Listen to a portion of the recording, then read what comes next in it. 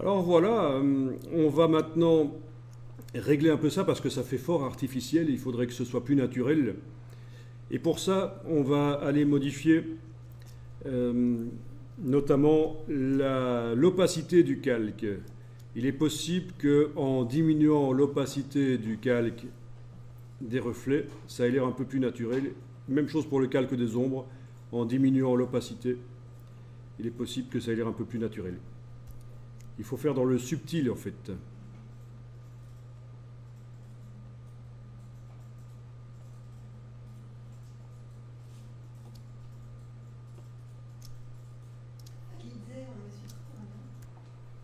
Alors il faudrait enregistrer maintenant, enregistrer sous.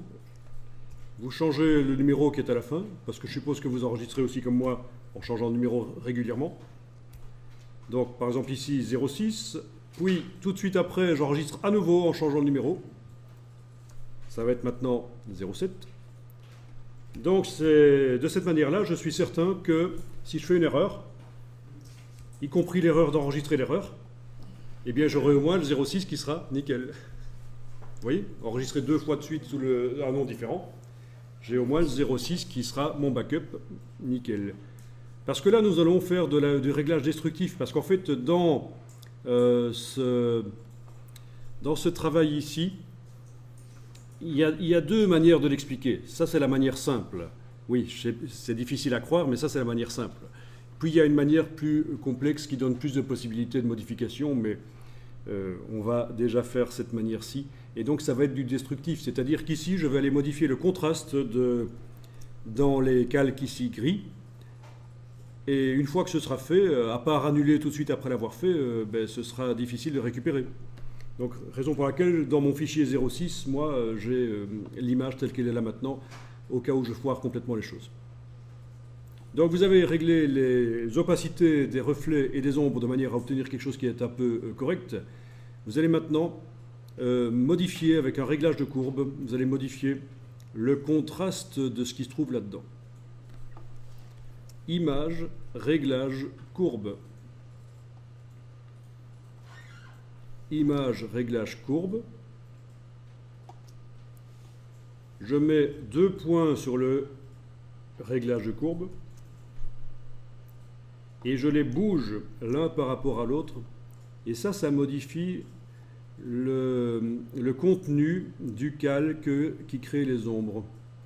Et alors, soit il faut que je fasse une courbe en forme de S inversée pour enlever du contraste, soit il faut que j'augmente le contraste en faisant une courbe en forme de S. Enfin, voilà, c'est vous qui voyez qu'est-ce qui donne le mieux.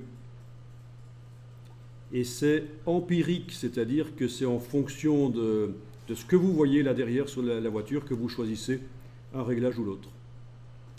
Vous avez la case aperçue dans le réglage de courbe qui vous permet de voir l'avant-après réglage. Pourquoi est-ce qu'on ne peut pas faire un calque de réglage au-dessus? Alors, il n'est pas possible de faire un calque de réglage au-dessus parce qu'il agirait sur tout ce qui se trouve en dessous de lui, y compris la texture. Oui, parce que... Alors, la manière de le faire là, avec le calque de réglage, c'est de faire en sorte que le calque ici soit un objet dynamique. Et dans l'objet dynamique, on met ce calque gris et un calque de réglage. Ça, c'est la version plus compliquée, mais plus souple au niveau... c'est du non destructif. OK. Je fais la même chose sur le reflet. Donc, image, réglage, courbe. Ou CTRL M, vous mettez 2 points et vous réglez les reflets. Et donc vous avez 3 manières de gérer le visuel. Là. Vous avez les curseurs d'écrêtage, c'est la première chose qu'on a fait. Deuxième chose, l'opacité. Et troisième chose, le contraste. Il n'est pas interdit de retourner sur les curseurs d'écrêtage à un certain moment, si vous voulez, ou sur l'opacité. Mais bon, normalement, dans cet ordre-là, on arrive quand même à un résultat valable. Voilà.